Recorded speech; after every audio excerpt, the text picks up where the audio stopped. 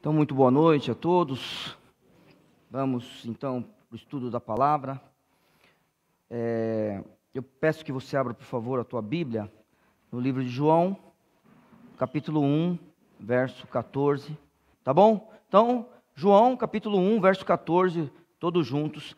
E o Verbo se fez carne e habitou entre nós, e vimos a sua glória, como a glória do unigênito do Pai, cheio de graça e de verdade. Obrigado, meu Senhor Deus, pela tua palavra.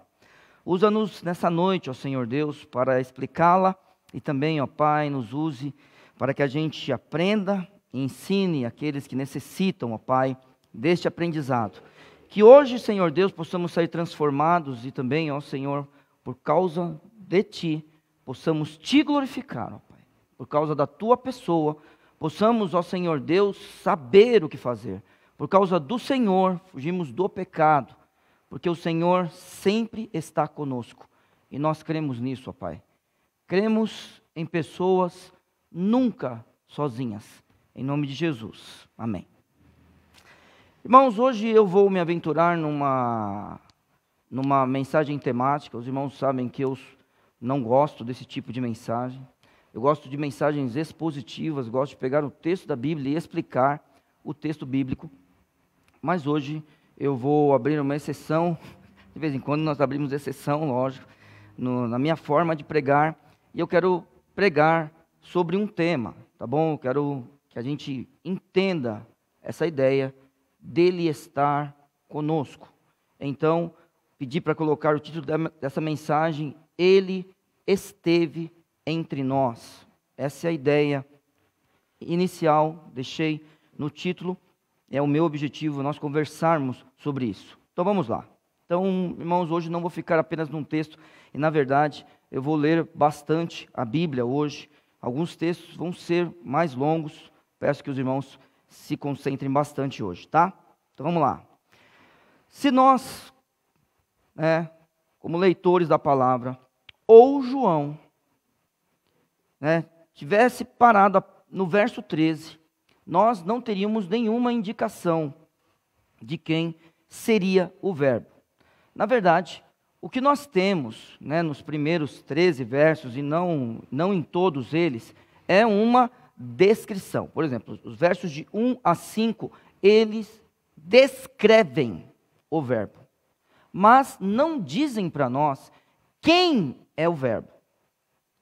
Quando nós damos um salto, como eu fiz hoje, e nós vamos direto para o verso 14, aí o apóstolo João começa a indicar quem é o Verbo. Ele começa a fazer isso. Nós, agora, precisamos sempre lembrar, nós não somos os primeiros leitores do texto. Nós precisamos lembrar que esse irmão, quando ele escreve o texto, ele tem por objetivo contar para aqueles que estão ali no primeiro século quem é Jesus. Nós hoje cantamos com facilidade tudo que cantamos hoje sobre Jesus, falamos com facilidade tudo que falamos hoje sobre Jesus. Mas nós temos, irmãos, uma história de 2000 anos para trás, com pessoas já cuidando de tudo isso, para que hoje a gente pudesse fazer o que a gente faz, tá? Então a gente precisa lembrar disso. Então, se até o verso 13 não tem indicação de quem é o Verbo. Mas quando chega no verso 14, a gente começa a saber quem ele é. Então, olha só. No verso 14, o que a gente aprende? E o Verbo se fez carne. Então, ele descreve quem é o Verbo. E chega no verso 14, ele vem afirmando. Ele se fez carne. Ué, quem é que faz isso por nós? Muito bem. Aí ele continua dizendo, ele é o unigênito do Pai. E o Verbo se fez carne e habitou entre nós e vimos a sua glória como a glória do unigênito do Pai. Verso 18. Ele conclui para a gente não ter dúvida de quem ele é. A partir de agora, nós não temos mais dúvida de quem ele é, quando nós lemos o verso 18. Deus nunca foi visto por alguém. O Filho, irmãos, unigênito. Verso 14, o Verbo se fez carne e habitou entre nós, e vimos a sua glória como a glória do unigênito do Pai. No verso 18, Deus nunca foi visto por alguém. O Filho, unigênito que está no seio do Pai, esse o revelou. A partir desse momento, a gente sabe que o Verbo é Cristo. Então vamos imaginar, início da igreja, primeiro século, Cristo poucos anos tinha morrido e ressuscitado. Os irmãos perseguidos em alguma parte, outras partes, claro que não houve perseguição, esses irmãos aprendendo, eles não têm 2000 anos, e vem um homem e escreve uma coisa como essa para eles. Se você pensar num judeu, por exemplo, se você pensar naquele que tinham vários deuses, então a gente tem dois opostos aqui. Um judeu que crê em um Deus, e assim, quando você pensa em uma divindade, é uma divindade, e não com a ideia que nós temos de trindade, que a gente não entende a trindade, mas crê. Não é isso. Eles dizem só há um Deus. Do outro lado, no outro posto, tem um monte de deuses. E aí ele diz que o Verbo se fez carne e habitou entre nós, e vimos a sua glória como a glória do unigênito do Pai, cheio de graça e de verdade. Deus nunca foi visto por alguém. O Filho unigênito que está no seio do Pai, este o revelou. O Verbo é Cristo. Mas na descrição, ele também diz quem ele é. O que ele é. Porque ele fala coisas assim. Ele é pré-existente. Ué, como isso? No princípio, fala no primeiro verso, era o Verbo. E você tem que lembrar que esse texto, é claro que ele faz referência ao princípio da criação. No princípio, criou Deus os céus e a terra. No princípio, era o Verbo. Que princípio é esse? Irmãos, nunca vou cansar de me dizer. O princípio que importa para mim e para você. Este é o princípio.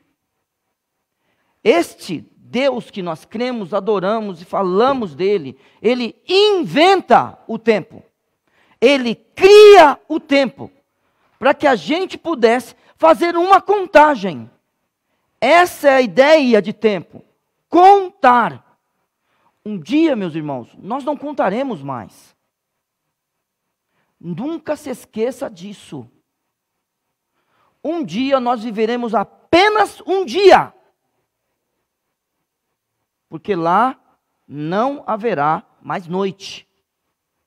E se lá não haverá mais noite, não vai haver contagem. E aí a gente entende vida eterna. É quando chega em Apocalipse que a gente entende a eternidade. Hoje em dia nós temos uma ideia científica e filosófica do infinito. Lembra disso? Uma ideia científica e filosófica do infinito. O infinito é a impossibilidade de se contar. Não tem nada a ver com vida eterna isso. Impossibilidade de se contar não tem nada a ver com a eternidade. A eternidade você vai contar e nunca mais vai acabar. Não é impossível contar. Ele é pré-existente. Verso 1. No próprio verso 1 também, na descrição do Verbo, diz que ele é Deus. No princípio era o Verbo, e o Verbo estava com Deus, e o Verbo era Deus. Além disso, na descrição dos versos de 1 a 5, quando a gente vai para o verso 3, a Bíblia nos conta que ele é Criador. Todas as coisas foram feitas por ele, e sem ele, nada do que foi feito se fez. Então ele é pré-existente. O Verbo é Deus. O Verbo é Criador. E o Verbo também é vida. Ele tem a vida. Ele doa a vida. Ele tira a vida. Ele torna a dar a vida de novo. Ele dá a sua própria vida e torna a tomá-la. E por isso você pode ressuscitar. Verso 4. Nele estava a vida. E a vida era a luz dos homens. versos de 1 a 5, diz o que ele é, porque descreve quem ele é, versos 14 e 18. Então, o verbo, ele é Deus. Então, Cristo é Deus. O Deus que invadiu o tempo. E o verbo se fez carne e habitou entre nós. E vimos a sua glória como a glória do unigênito do Pai. Ele invade o tempo. O tempo não pode contê-lo. Então, o que ele faz? Ele se limita para poder se relacionar comigo e com você. Sem a sua autolimitação, nós não temos como ter contato com ele. Então, ele se limita e ele invade o tempo. Além disso, ele invade o espaço. Nunca se esqueça, nada pode conter Deus. Deus está aqui hoje, irmãos? Está aqui hoje? E Deus está aí com você também? Deus está com aqueles que, porventura, você deixou em casa? Está? Deus está com os nossos irmãos no Timor-Leste? Deus está com nossos irmãos lá em Lupércio? Deus está com nossos irmãos em Ervalha? Deus está cuidando da irmã Circe agora? Da mãe da irmã Circe agora? O que pode limitar o Senhor? Só Ele mesmo. Então Ele invade o espaço, para que Ele pudesse andar e caminhar ao meu lado e ao seu lado. É isso que Ele faz. Então Ele caminhou com homens aqui nessa terra, porque Ele se fez carne. Então, ao caminhar com esses homens, Ele se cansou. Ele precisou dormir. Ele invade o espaço para que Ele pudesse ter contato com tudo aquilo que é matéria. Então Ele comeu. Ele também teve que jogar fora aquilo que não fazia parte mais do seu corpo, como eu e você, a gente faz todos os dias. Ele se fez carne. Ele invade o espaço para que Ele possa ir para a cruz e morrer por mim e por você. Ele invade o espaço para que os pregos pudessem penetrar em sua pele. Ele invade o espaço para que quando o chicote romano bata em seu corpo, Ele possa sentir isso daí. Ele invade o espaço para que quando as pessoas passem por Ele na cruz, possam ver o seu pulmão funcionando devido aos rasgos que o chicote romano fizeram.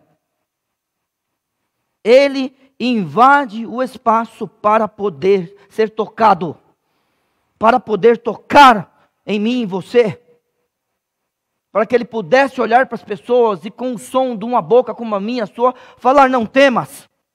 Falar: homens de pouca fé. Falar: ela está dormindo. É para isso que Ele invade o espaço. E aí a Bíblia está dizendo: Ele anda entre nós. Eu quero dizer essa noite, não importa quem você é, nem como você está, crentes e não crentes, firmes e aqueles que cambaleiam, fortes, velhos, aqueles que necessitam de poder, aqueles que necessitam de consolo, aqueles que necessitam de conforto, você pode encontrá-lo. Ele vem para essa terra para que eu e você pudéssemos ter esse contato com Ele. A ideia é: sempre foi assim? A resposta simples seria não. Nem sempre foi assim. Mas eu quero te dizer uma coisa: era assim no princípio. No princípio, criou Deus os céus e a terra. No princípio, era o Verbo, e o Verbo estava com Deus, e o Verbo era Deus. No princípio, Deus andava entre os homens. Gênesis capítulo 3, vamos lá. Agora eu abandono o texto de João, para só citar o verso 14 e não voltar mais no texto. Tá bom? Então, Gênesis capítulo 3. Como eu disse para os jovens hoje pela manhã, não numa aula, mas num comentário, a linguagem que nós temos nos 3 primeiros capítulos, é uma linguagem, como algumas pessoas da literatura gostam de falar, uma linguagem fantástica. Aqui a gente vê uma serpente que anda. Que ser era esse? Descrito desta forma. E assim, irmãos, vamos lá. Eu sou um homem que acredita na palavra. Eu não sei como as coisas eram no Jardim do Éden. Eu só sei que lá tinha uma árvore do conhecimento do bem e do mal. Só sei que lá tinha uma árvore da vida. Tá? E a Bíblia está falando para nós que lá uma serpente andava. E a gente também não entende. Além dela andar, ela falava com os seres humanos. É uma linguagem fantástica. Tá? Aquela linguagem que C.S. Lewis usa nas Crônicas de Nárnia. É que eu não sei o nome de Tolkien. Como é que é o nome de Tolkien? Mas é assim, também quando ele fala quando ele escreve Senhor dos Anéis, linguagem fantástica. Tá? Aprenderam com Moisés. Bom, vamos lá. Verso 8, a Bíblia fala... desculpa. Aí, só para a gente vai ler a partir... Só o 8, desculpa. A gente vai ler o verso 8 daqui a pouco. Mas é aquele negócio. Existia uma ordem dada por Deus a Adão. Adão era um homem. Joia? Um homem com responsabilidade dele não comer da árvore do conhecimento do bem e do mal. Joia? Então, tinha uma ordem para ele. Não pode haver dúvida disso.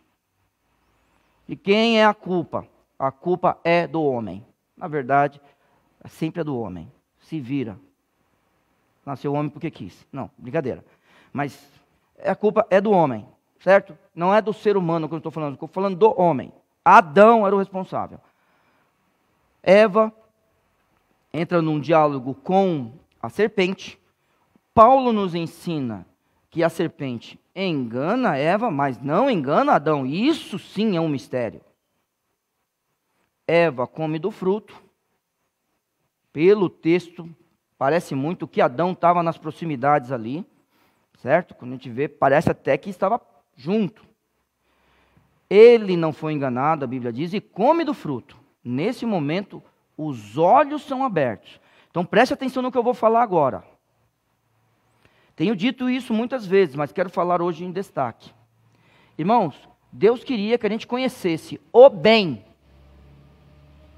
Deus não queria que a gente ficasse sem conhecimento. O que Deus quer que a gente conheça? O bem. Nós escolhemos conhecer o mal também. Muito bem, os olhos são abertos. E a Bíblia diz, no verso 8, e ouviram a voz do Senhor, que passeava no jardim. Onde estavam Adão e Eva? No jardim. E a Bíblia está contando para nós que o Senhor passeava no jardim pela viração do dia. E esconderam-se Adão e sua mulher da presença do Senhor Deus entre as árvores do jardim.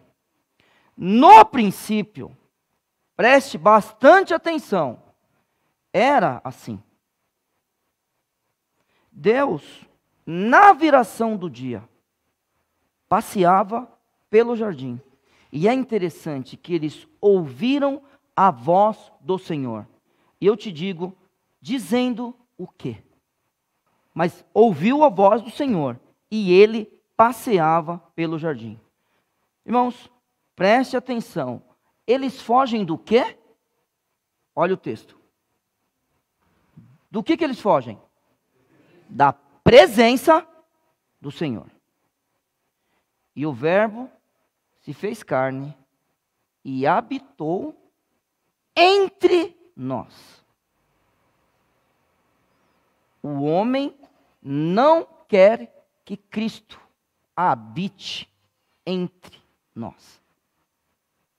Mas Deus, Ele vem e quando eles percebem o Senhor, eles fogem da presença do Senhor. Deus estava com ele.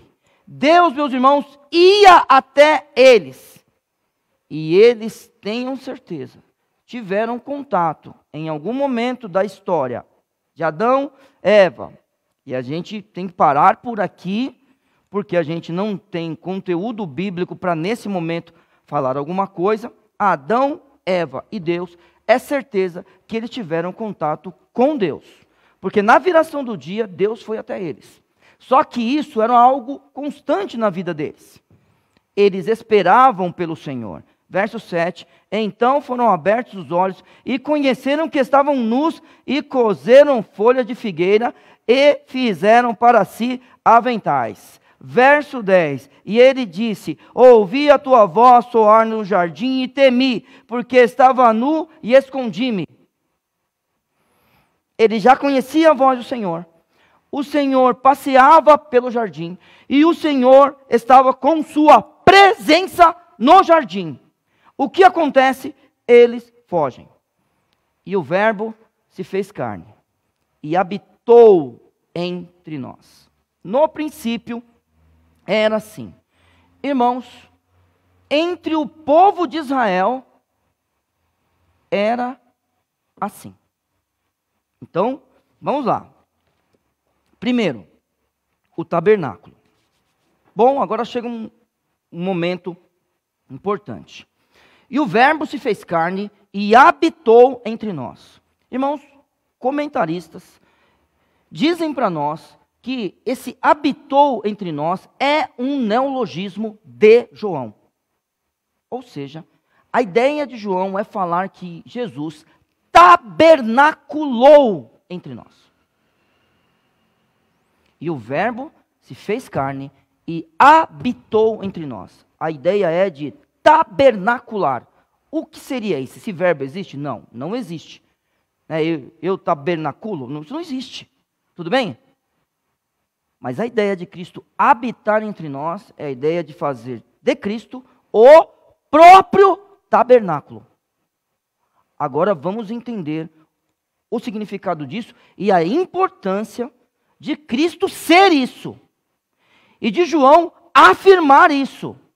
Então agora nós precisamos primeiro ir para o tabernáculo. Ou seja, um lugar onde nós temos a arca do Senhor. Um lugar onde nós temos o propiciatório. O lugar onde Deus vem falar com o povo de Israel. E o povo de Israel pode ter contato com a presença de Deus. Era ali que eles buscavam. E em Cristo nós temos tudo o que o povo de Israel tinha por alguns instantes. Mas Deus habitava ali. Então, vamos lá, primeiro para Êxodo capítulo 25. Um texto um pouquinho comprido, versos de 1 até 9. Se você olhar acima da sua Bíblia, o que está escrito aí, acima da sua Bíblia? Acima do verso 1 do capítulo 25, o que está escrito aí na sua Bíblia? Muito bem, Deus manda o povo trazer ofertas para o tabernáculo, correto? Então vamos lá. Então falou o Senhor a Moisés dizendo, fala aos filhos de Israel que me tragam uma oferta alçada de todo o homem cujo coração se mover voluntariamente, dele tomareis a minha oferta alçada. E esta é a oferta alçada que recebereis deles: ouro, prata, cobre, azul, púrpura, carmesim, linho fino e pelos de cabras, e peles de carneiro, tintas de vermelho, e peles de texugos, e madeira de acácia, azeite para a luz, especiarias para o óleo da unção, e especiarias para o incenso, pedra de ônix, pedras de engaste para o éfode e para o peitoral. E me farão um santuário, e perceba isso, e habitarei no meio deles. Conforme a tudo que eu te mostrar para o modelo do tabernáculo e para o modelo de todos os seus pertences, assim mesmo o fareis. Então, estudar sobre o tabernáculo é estudar até o capítulo 40, praticamente, né? A gente vai ter algumas coisinhas aqui no meio, mas é estudar até o capítulo 40. Então, está descrito aqui tudo. Só que eu quero destacar o verso 8. No tabernáculo, Deus afirma que habitaria no meio deles. E o Verbo se fez carne e habitou entre nós. Capítulo 40, vamos lá. O verso 16, só para os irmãos terem contato aqui, ó. E Moisés fez conforme a tudo que o Senhor lhe ordenou. Assim o fez. Então, muito bem. Irmãos, aqui Deus, ele orienta o seu servo durante todos esses capítulos aqui. Todos esses capítulos. Deus orienta o seu servo sobre o tabernáculo. Lembrando mais uma vez, por favor, verso 8 do capítulo 25. E habitarei no meio deles. É para construir aquele santuário para que Deus habite no meio deles. Verso 17. Assim, no primeiro mês, no ano segundo, ao primeiro dia do mês, foi levantado o tabernáculo. Tá bom? Então, é levantado o tabernáculo. No verso 33, levantou também o pátio ao redor do tabernáculo e do altar, e pendurou a cortina da porta do altar. Assim, Moisés acabou a obra. Excelente. Agora Deus, porque Ele escolheu e não porque nós, Ele tem um lugar de habitação entre seu povo. O tabernáculo. Vamos só lembrar João capítulo 1, verso 14. E o verbo se fez carne e habitou entre nós. E o texto continua dizendo, e vimos a sua glória, como a glória do unigênito do Pai.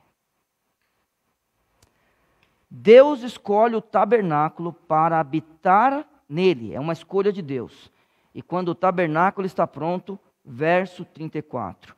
Então a nuvem cobriu a tenda da congregação, e a glória do Senhor encheu o tabernáculo. Alguém tem dúvida de quem é Cristo? Todos os que estavam diante de Cristo, que viram Cristo, que caminharam com Cristo, todos esses que foram curados com Cristo, estavam diante da presença de Deus. O tabernáculo, ele indica para nós o que é que Deus queria. Deus queria estar junto com o seu povo. Mais uma coisa, nós, além do tabernáculo, no Antigo Testamento, nós temos o templo. Mas antes do templo, eu preciso mostrar uma coisa para vocês. Muito bem. Peraí. Não, só falei sobre o tabernáculo, por enquanto, né? Então tá bom. Vamos lá. Volta para o capítulo 25. Vamos lá. Então vamos lá. Primeiro, o tabernáculo. Segundo, o templo. Então vamos lá. Deus sempre habitou entre o povo? Entre seu povo? A resposta é não.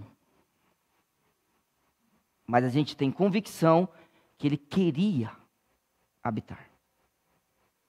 Nós falamos do jardim, nós falamos do tabernáculo, e agora vamos falar do templo. Então você percebe que não ficou no jardim só. Depois não ficou só no tabernáculo, e agora eu estou falando de um outro lugar. Muito bem, volte para o capítulo 25, por favor, de Êxodo. Foi isso que eu falei? Está certinho? Estamos juntos? Então, no verso 10, a Bíblia nos diz o seguinte: e farão uma arca de madeira de acácia, e o seu comprimento será de 2 côvados e meio, a sua largura de 1 côvado e meio, e de 1 côvado e meio a sua altura. Então, o que é uma arca, irmãos? Vamos lembrar, a arca é qualquer coisa que a gente... É um móvel que a gente põe coisa dentro. Neste caso, aqui, o tabernáculo, ele foi montado. O que nós, né, estou falando nós, servos do Senhor, o que a gente tinha que colocar aqui dentro? Quem lembra? Eu não vou falar disso. Só lembrar, para os mais novos aprenderem.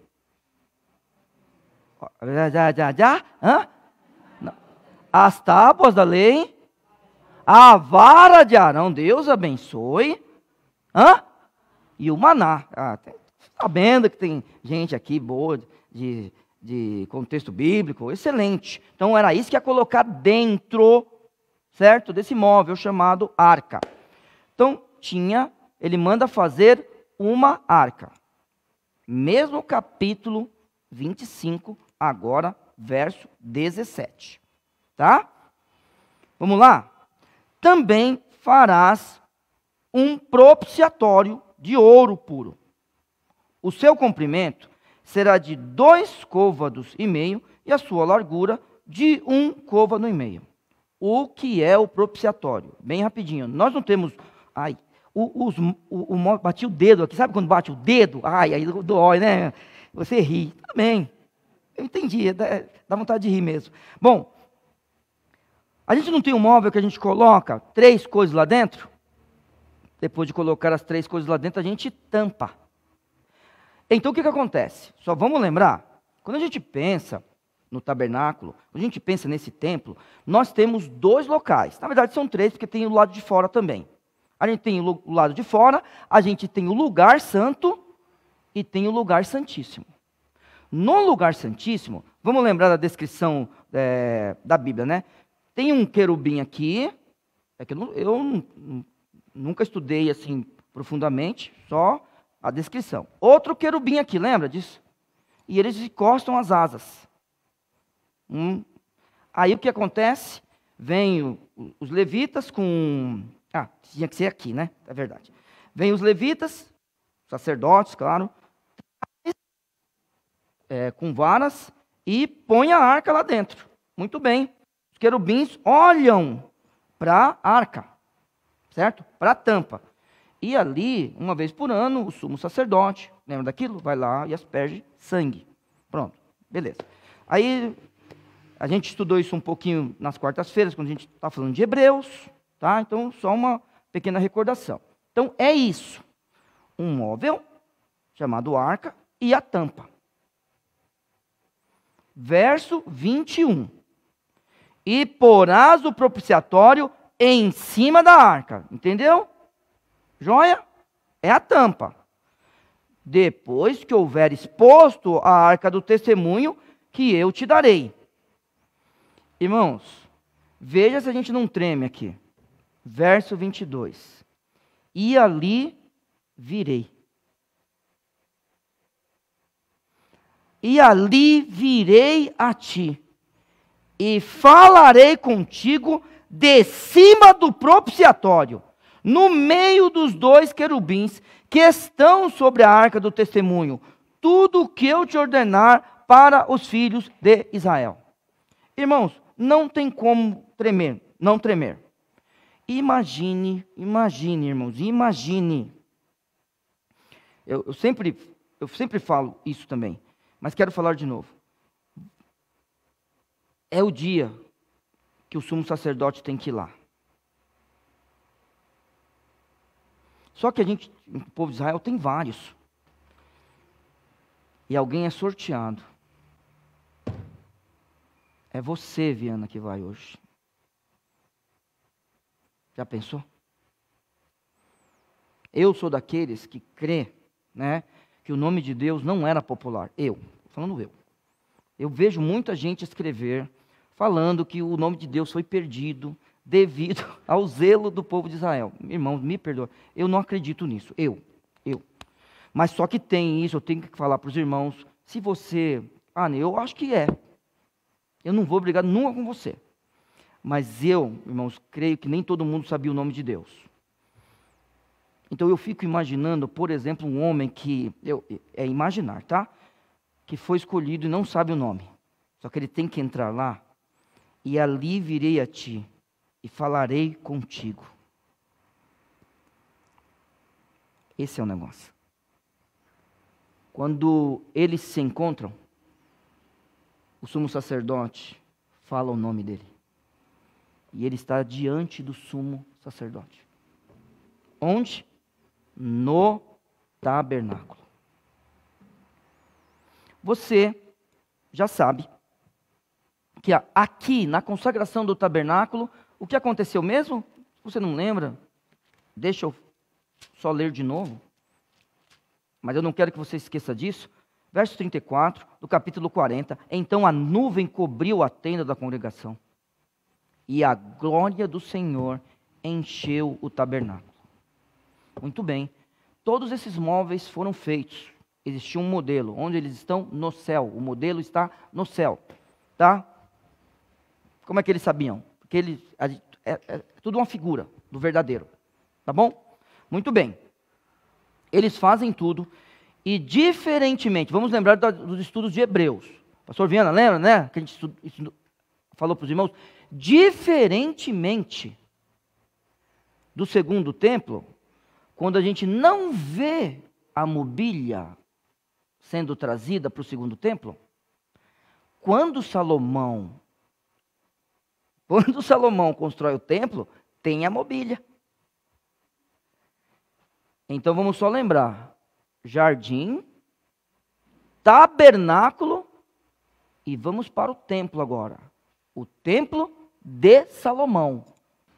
1 Reis, capítulo 8. Tá joia? Mais um texto comprido.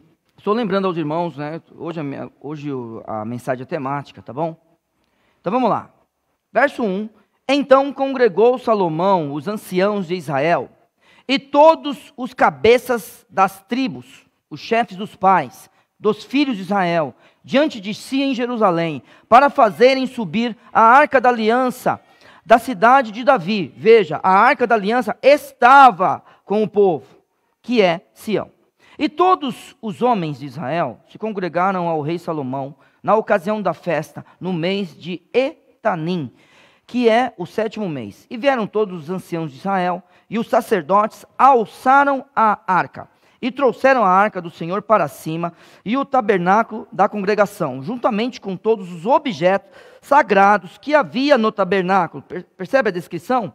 Assim, os trouxeram para cima os sacerdotes e os levitas, e o rei Salomão, e toda a congregação de Israel que se congregara a ele, estava com ele diante da arca, sacrificando as ovelhas e vacas, que não se podiam contar de numerar pela sua quantidade. Assim trouxeram os sacerdotes a arca da aliança do Senhor ao seu lugar, ao oráculo da casa, ao lugar santíssimo, até debaixo das asas dos querubins de novo.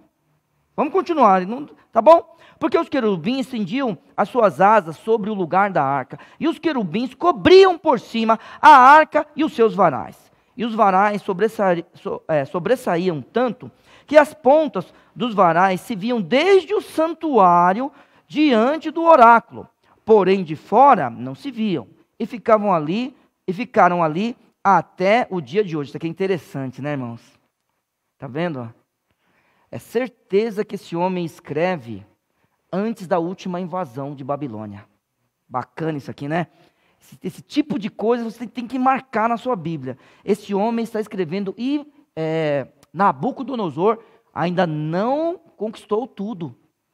Muito bacana isso aqui. Mas vamos continuar, que hoje não é dia disso, né? Só uma diquinha para você ficar com água na boca para estudar a Bíblia. Na arca, nada havia. E aí é que é o negócio. Senão só as 2 tábuas de pedra. Está vendo? O maná não ficou. A vara de Arão também não. Mas as pedras da lei estavam lá. Mas vamos continuar, que não dá tempo de falar dessas coisas. Mas você precisa estudar a Bíblia, estudar a Bíblia, estudar a Bíblia. É isso que a gente precisa de Bíblia na nossa vida. Tá bom? Verso 9. Na arca nada havia, senão só 2 tábuas de pedra, que Moisés ali pusera junto de Horebe, quando o Senhor fez aliança com os filhos de Israel, saindo eles da terra do Egito. E sucedeu que, saindo os sacerdotes do santuário, uma nuvem encheu a casa do Senhor. Irmãos, é lindo isso daqui. E os sacerdotes não podiam permanecer em pé para ministrar. É maravilhoso isso, não é? Não é? Por causa da nuvem, porque a glória do Senhor enchera a casa do Senhor. E o verbo se fez carne e habitou entre nós, e vimos a sua glória, como a glória do unigênito do Pai. Cristo, irmãos, é o próprio Deus. Cristo é o próprio Deus que vem a essa terra, irmãos, para apresentar isso diante de todos nós, como um homem, porque ele se faz carne, e ele habita entre o povo, ele tabernacula entre nós. Nele é o tabernáculo, ele é o tabernáculo. E aí, quando ele passa, a glória do Senhor enche tudo. Ele é o Deus do Velho Testamento, o Deus que queria estar conosco no jardim. O Deus que queria estar conosco no tabernáculo, o Deus que queria estar conosco no templo. Então, vamos lá. Sempre foi assim? A resposta é: Deus queria que fosse assim. Mas a gente sabe que nem sempre foi assim. Voltemos para Gênesis. Bom, Deus, passeando pelo jardim, ele alça sua voz. Vamos imaginar, tá bom? Que o irmão Gilson, assim está certo, e ele já tinha chamado por Adão. Vamos imaginar, tá? Ou simplesmente, Deus estava ali, e ele estava junto com sua criação. Seja Adão e Eva ou uma outra coisa, mas a voz dele era ouvida. E antes do pecado, irmãos, aí é uma convicção que eu tenho. É uma convicção que eu tenho. Antes do pecado, nós iríamos até Deus quando ouvíssemos a voz dele. Mas hoje nós nos escondemos no bosque.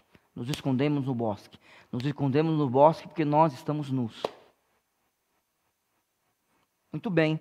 No capítulo 3, a gente aprende que ele veio até nós mais uma vez, né? Como sempre, nós erramos, mas ele continua no mesmo lugar, no seu trono. Nós erramos, mas ele continua vindo até nós na viração do dia. Ele nos chama, ele nos ordena que a gente saia do meio do bosque. A gente não entende como, mas a gente sai e se relaciona com ele mais uma vez. Ele sabe de tudo o que aconteceu. Ele podia ter nos destruído, mas mesmo assim ele conversa conosco. Conversa com a serpente, conversa com o homem, conversa com a mulher, dá todas as coordenadas de como será a vida de cada um deles e como será a vida que eles vão ter até que a morte realmente chegue. Na verdade, Adão e Eva já estavam mortos, porque a gente sabe que estar morto não é uma questão física apenas, mas é uma questão que a gente é alma vivente. E se essa parte ainda não está morta, mas essa parte está morta, nós estamos mortos. E eu quero convidar você, viva essa vida como vivos. E se você precisa tomar uma decisão essa noite, em relação à vida, não tenha nenhuma dúvida, creia. O Verbo se fez carne e habitou entre nós, e vimos a sua glória como a glória do unigênito do Pai, cheio de graça e de verdade. Ele veio morrer por você na cruz do Calvário. Então, ele conversa conosco. E aí, irmãos, no verso 23, do capítulo 3 de Gênesis, a Bíblia diz: o Senhor Deus, pois, o lançou fora do jardim do Éden para lavrar a terra de que fora tomado. Olha só como é interessante.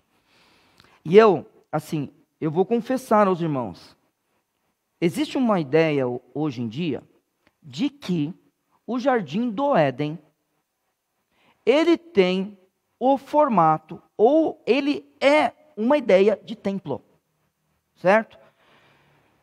É claro que, quando eu olhei para o texto, né, e eu vou dizer aos irmãos, é assim, se você quiser ler sobre isso, você compre um livro chamado O Mundo Perdido de Adão e Eva.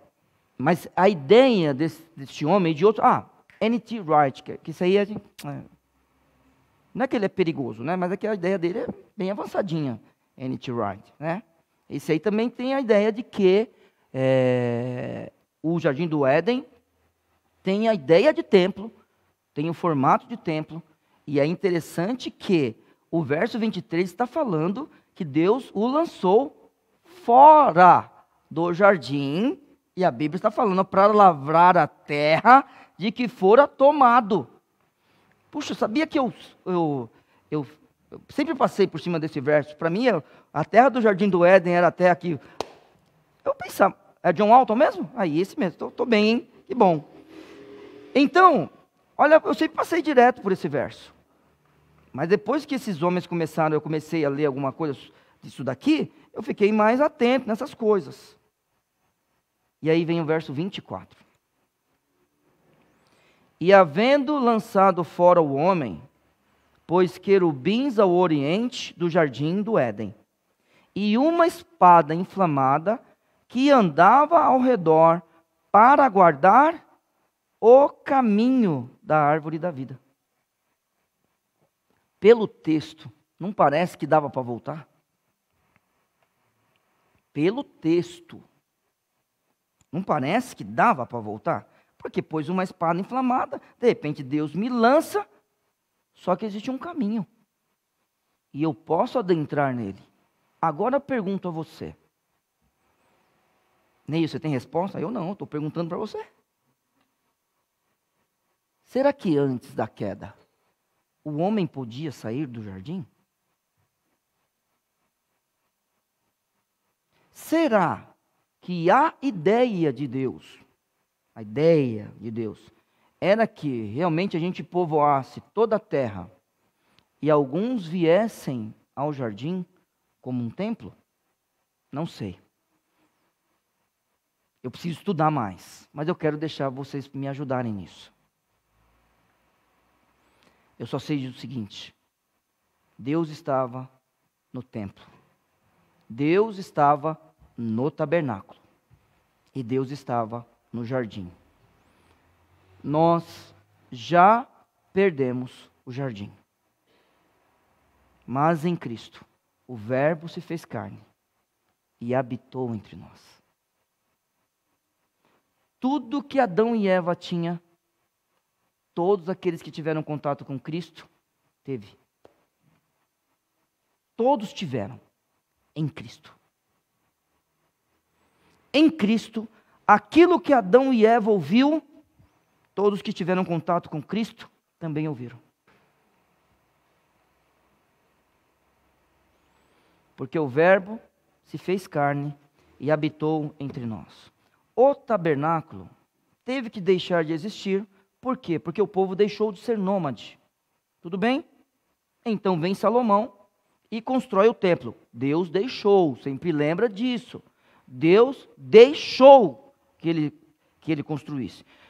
Davi pede, Deus não deixa, mas Salomão é ordenado que ele faça isso. Muito bem. E aí, olha só, irmãos, a gente perde o jardim. E o templo? O que aconteceu com o templo? Na época de Jesus, você ouve falar no templo? Sim. Ele vale? Aquele templo que a gente ouve falar no Novo Testamento, vale? O judeu podia cumprir a lei com aquele templo? Então, vamos lá. Perceba uma coisa. Deus passeava no jardim, sim ou não? Deus se apresentava no tabernáculo, sim ou não? Sua glória estava no tabernáculo, sim ou não? E no templo? A glória do Senhor encheu o templo? Vamos então não para o templo da época de Cristo. Vamos para o segundo templo? Vamos juntos para lá? Esdras, vamos lá. Vamos para o verso 15 de Esdras 6. E acabou-se esta casa no 3º dia do mês de Adar, no 6º ano do rei Dario. E os filhos de Israel, os sacerdotes, os levitas e o restante dos filhos do cativeiro fizeram a dedicação desta casa de Deus com alegria. E ofereceram para a dedicação desta casa de Deus 100 novilhos, 200 carneiros, 400 cordeiros e 12 cabritos por expiação do pecado de todo Israel, segundo o número das tribos de Israel. E puseram os sacerdotes nas suas turmas e os levitas das suas divisões para o ministério de Deus em Jerusalém, conforme ao que está escrito no livro de Moisés. E os filhos do cativeiro celebraram a Páscoa no dia 14 do 1º mês, porque os sacerdotes e levitas purificaram como se fosse um só homem. Todos estavam limpos, mataram cordeiros da Páscoa para todos os filhos do cativeiro e para os seus irmãos, os sacerdotes, e para si mesmo. Assim comeram a Páscoa os filhos de Israel, que tinham voltado do cativeiro, e todos os que com ele se apartaram da imundícia dos gentios da terra, para buscarem ao Senhor Deus de Israel, e celebraram a festa dos pães ázimos por 7 dias com alegria, porque o Senhor tinha alegrado e tinha mudado o coração do rei da Síria a favor deles, e para lhes fortalecer as mãos na obra da casa de Deus, o Deus de Israel. Fizeram tanta coisa, pastor Viana. Onde está a glória do Senhor enchendo o templo? Sempre foi assim? Não. Onde estão os utensílios? Onde está a arca? Onde está o propiciatório? Se aqui não tinha, imagine na época de Cristo. Mas quero te falar uma coisa. Na época de Cristo não precisava, porque ele estava lá. Tá bom?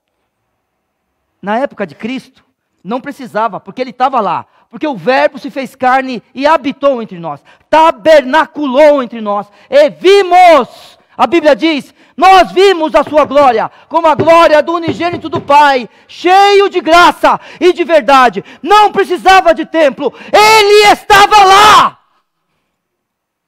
Ele esteve entre nós. Não precisa de templo. Coloque o que você quiser, Herodes, no seu templo. A glória do Senhor não encherá esse templo. A glória do Senhor é vista em Cristo Jesus, o nosso Salvador. Então, sempre foi assim? A resposta é: Deus queria que fosse assim. Foi assim no jardim. Foi assim no tabernáculo. Foi assim no templo. Mas na época que Cristo veio, era ele o tabernáculo. Muito bem, ele foi embora. Cristo morre na cruz por mim e por você. E hoje? Hoje é assim? Então nós finalizamos a mensagem de hoje em João, mas agora no capítulo 14. Muito bem, no capítulo 1, no verso 14, a gente falou muitas vezes que ele esteve entre nós, habitou entre nós, andou entre nós, tabernaculou para que a gente pudesse ter contato com o próprio Deus.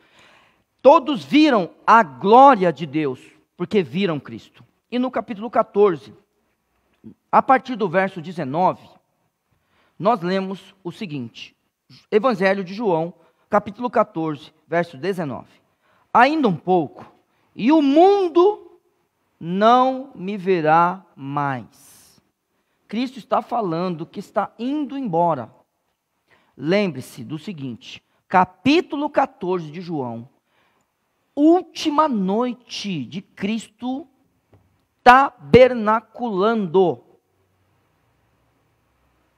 Tá? Aqui, os pés dos apóstolos já foram lavados. São as últimas instruções. Daqui a pouco, Cristo vai para o monte do Getsemane. Daqui a pouco, Judas o beijará. Daqui a pouco, poucas horas, os soldados romanos entregarão Cristo lá no Sinédrio. Daqui a algumas horas ele estará diante de Pilatos. E também não se esqueça, daqui a pouco, Pedro o negará. Tudo isso em poucas horas. Então Cristo está falando, dessa vez ainda um pouco, é pouquíssimo mesmo. E o mundo não me verá mais. Mas vós me vereis, porque eu vivo e vós vivereis. Bacana, né, irmãos? Vocês vão me ver. Será que eu estou vendo Cristo em você, meu irmão, minha irmã? Você está vendo Cristo em mim? Neil, é possível isso? Se você é um crente em Cristo Jesus, se eu sou um crente em Cristo Jesus, se a gente conhece a vontade de Deus, buscamos as Escrituras, por que não? E o Verbo se fez carne e habitou entre nós e vimos a sua glória. vimos, como a glória do unigênito do Pai, cheio de graça e de verdade. Verso 20. Naquele dia conhecereis que eu estou em meu Pai, e vós em mim, e a Bíblia diz, e eu em vós. Em vós.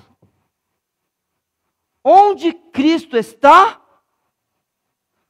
Em nós. Hoje pode ser assim? Claro que pode. Continue o texto comigo. Aquele que tem os meus mandamentos e os guarda, este é o que me ama. E aquele que me ama será amado de meu Pai, e eu o amarei e me manifestarei a ele. Disse-lhe Judas, não, o Iscariote, Senhor, de onde vem que te hás de manifestar a nós e não ao mundo? Jesus respondeu e disse, marque esse texto na sua Bíblia.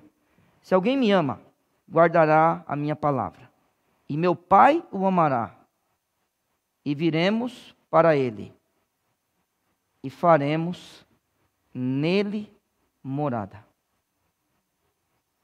Quem é o tabernáculo hoje? Você. Quem é o jardim hoje? Você. Quem é o templo? Você. Ele continua habitando entre nós, através de você. Que Deus te abençoe. E que agora eu e você, a gente possa apresentá-lo ao mundo. Que eu e você, a gente possa apresentá-lo hoje, quando a gente chegar em casa. Que eu e você, a gente possa apresentá-lo aos nossos amigos amanhã. E todos possam ver a glória de Deus e glorificá-lo devido às nossas boas obras. Que Deus te use para a glória dele. Você é o templo. Tá bom? Você é o tabernáculo. Ele habita em você.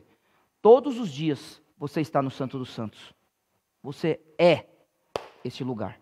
Obrigado, Senhor, pela tua palavra e obrigado pelo ensinamento. Usa-nos para a tua glória. Abençoa esse momento de reflexão agora, Senhor Deus, que nós tomemos decisão para glorificar o teu nome. Em nome de Jesus. Amém. Então, os irmãos do grupo de louvor venham para cá, pastor Viana também.